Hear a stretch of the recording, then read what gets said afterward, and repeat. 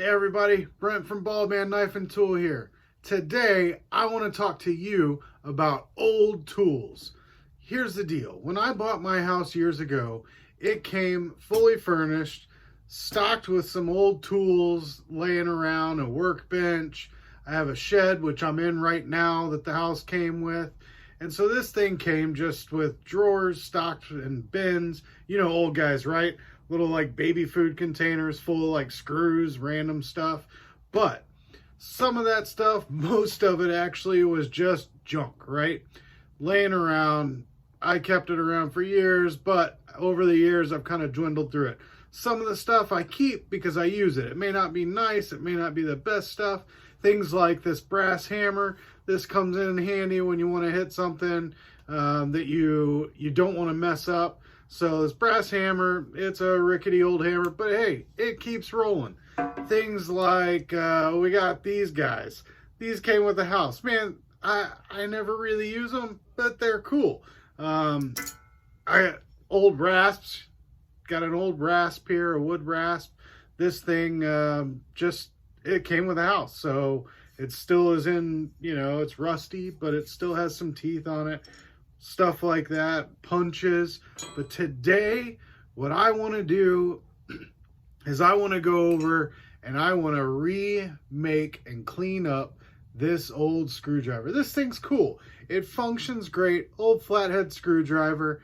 Don't really use flathead stuff that much anymore, but this thing is cool. But as you can see, it's got overspray on it. It's got a little wear. It's got a wood handle here. We got a little metal steel retainer here. I'm guessing that's steel, but we'll find out. And we got a hardened steel shaft on there.